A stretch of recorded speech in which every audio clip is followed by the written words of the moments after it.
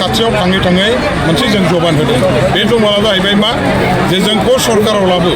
आरो सरकाराव लाबोखांनायनि उनाव जोंनि सरकारा फैग्रानो नोंथांमोननो जोङो नैबे पाँचटा जे माखासे सुजुग सुबिदा दङ बेखौ रायजोफोरनो जोङो बेनि गेजेराव हानि पाट्टा दं हानि पाट्टानि लेखा होनाय जोंनि लेखा गोनां सेंग्रा सिख्लाफोरनो 2 लाख थाखा होनाय जोंनि बोराय बुरिफोरनो जों 10,000 थाखा होनाय सेल्फ हेल्प ग्रुपनो 15,000 थाखा होनाय जोंनि बे माने मा होनो बे विकलांगफोरनो माने 10,000 थाखा होनाय बेफोर गासैबो जोंनि गासै मोनबा गोनांथिमोन आरो बे गोनांथिखौ जोङो मावना होनो होननानैनो थांनाय बिसायख'थिनि माने समावहाय रायजोफोरनि सिङाव जोङो फोसावनाय जोंनि मोनसे समायखिरामोन दिनै बेखौ जोङो मावफुंनो थाखाय आखायाव लाबाय कसुगाव समस्तिनि सिङाव दिनै बेनिनो हाबाफारि जादों आरो बेवहाय जोंहा जेसेबां जोंनि मोनबा गेरेन्टिनि थाखाय सायख'जानाय बिजाथिफोर माने मा होनो हिताधिकारी जायफोर बेनिफिसियारि बिथांमोनखौ लेंहरनाय जादों बेवहाय जोङो सेरिमनियेल डिस्ट्रिबिउसन हिसाबै जों माखासेखौ डाइरेक्टसो रानबाय आरो माखासेफोरनिया व्यक्तिगत डाइरेक्ट बिसोरनि एकाउन्टआव दिनैनिफ्रायनो हाबसिगोन आरो गोबां लाइमोनफोरनि मुंफोरानो जिथु गोबां थालांबावदों दा थालांनायफोरखौ थालांबावनायनि खोथा नङा दा जोङो पर्यायक्रमै मावदों देग्लाय नैबे समस्तियाव जोङो 100 जन लाइमोनफोरनो होदों आरो अहा बोसोराव जों हयथ'बा 150 जन जों होदों आरो आसाम गभर्नमेन्टनिफ्राय दा जोंहा मानगोनां मुख्यमन्त्रि बिथाङा दाख्लै फोसावलांदों जे बिटिसिनि थाखाय लाइमोनफोरनि जौगाखांनायनि मुङाव गासै 15,000 जन मानसिनो सेंग्रा सिख्लाफोरनो 2 लाख दा बेखौ नायोबा जोङो आसाम गभर्नमेन्टनिफ्राय मोननाय 15,000 आरो बिटिसि गभर्नमेन्टनिफ्राय जोङो आलादा भाबै लानानै निस्सय जोङो फैगौ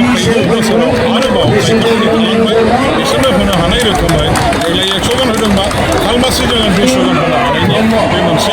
जोंहा पलिसिया दङ बेखायनो जायफ्रा दिनै मोनाखै थालांबाय बिथांमोनहा साननानै लानो नाङा जे जों आरो भबिष्यताव मोनला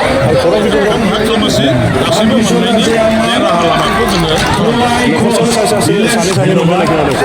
बेबायदि सानै मोननाय खोथा गैया भलबसत नङाबा जुदि सोरनिबा नामा सानै ओंखारदोंबा बेखौ जोङो दानफिनजोबनाय जादों बेखौ जोङो सोदांफिनदों आरो न'खरसेयाव जों सासेबो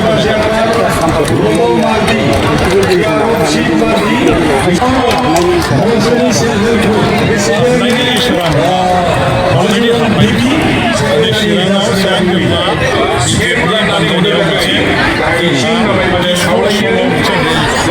आरो बे रेलियावनो बिथाङा बिपिएफ हान्जायाव जों मिथिगौ जे बिपिएफ हान्जाखौ नागारनानै थांदोंब्लाबो बिपिएफखौ नागारनानै खामला हरनाया बारा गोबाव थानाय बिथाङा मास मोनथाम मोनबानि गेजेरावनो जोंनि बिपिएफ हान्जायाव बरायहैफिनगोन बेखौ जोंहा सिगांनिफ्रायनो रोखा मिथिनानै दंखायो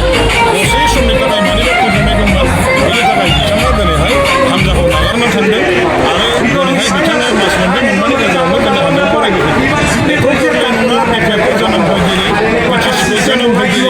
बिटिसि सक्सेस खालामग्रा बेबायदि सासे नेताया दिनै नैबे टिमखौ बिपिएफखौ नागारनानै गुबुन हान्जायाव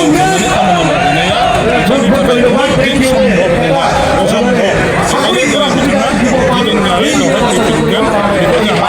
खालामनो थाखाय दंमोन आरो जोंनि थाखायनो जोंनि साननाया दिनै लेखा जाबाय हान्जाफोरनि बिपिएफ हान्जायाव गिदिंबोफिननायखौ आङो गोसो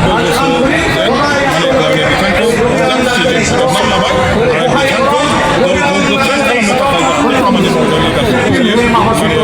सिगाङाव जेरैहाय आगानफोरनि सहाय खालामनानै गल आरो सरकारनि सालायनायाव मदद खालामदोंमोन जाहाथे मदद खालामो बेखौ जोङो बरायनानै निस्सय लासै बयबो फैगोन मानो फैया जानो बयबो फैगोन खिन्थु दिनैसिमहालागै बिथाङा सानदों आं बुंनो हाया खिन्थु आं सानो सानसे बेलासे बिथाङाबो हयथ'बा बिपिएफ हान्जायाव बरायहैफिननानै जाथि समाज आरो देश अर्थात बिटिसि बेखौ सेवा खालामनाय जोथोन खालामनाय रायजोफोरनि मोजां मावनायनि थाखाय बिथाङाबो निस्सय उचित प्लेटफर्म हिसाबै बिपिएफआव फैयोबा बिराद मोजां जागोन आं बिथांखौ खावलायो आसाम बिधानसभानि जिथु बिसायख'थि दङ बिनि डेटखौ फोसावनाय आसाम बिधानसभानि बिसायख'थिनि डेटखौ मार्चनि फन्द्र' सल्ल'नि गेजेराव फोसावगोन होननानै जों जेब्लाखि फोसावा जोंहा बेखौ साननांगौ गैया मानो होनोबा बिपिएफआ जेराव गेलेगोन गासैबो आं बबे समस्थियाव गेलेया बे आंनि खोथा नङा आंनि एमएलए इलेक्सन गेलेयो ना गेलेया बेबो आंनि खोथा नङा हान्जाया जेरैबायदि डिसिसन लानानै जायखौ जेराव गेलेनो थाखाय थिनहरगोन जोंनि हाइकमान्डआ बे मथेसो जोंनि हान्जानि केन्डिडेटफ्रा गेलेयो आंबो दिनै आङो इलेक्सन गेलेनांगौ बा आङो न'आव गेलेगोन होननाय बाथ्रा आंनिफ्राय गैया दैदेनगिरि हिसाबै हाग्रामा महिलाया बिथाङा जेखौ दायथ' होयो जेखौ थिनो जों बेखौ मावग्रा मानसि बे हिसाबै समाव जेखौ मावनो थाखाय दैदेनगिरिया जोंखौ दायथ' होगोन बेखौनो जों मावगोन फेक्टरा सोरजों जागोन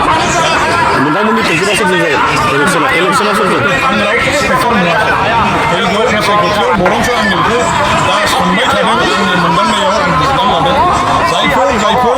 हेंथा हान्जानि बिर'धि दलनि केन्डिडेट ओंखारगोन बिथांमोननि एबार सिकिउरिटि मानिया कमप्लिट जागोन BPF दङो रायजोफ्रा 90%नि एबार भट होगोन बेसेबां टटेल भट दं बेखायनो बिर'धि दलफोरनि जायफोर केन्डिडेट जागोन बिथांमोननि अर्गेन धन बे बायजोब्त जागोन बिथांमोननि सिकिउरिटि फिस होनाया नमिनेसनाव बे गासैबो कमप्लिट जागोन बेखौसो आं बुंदों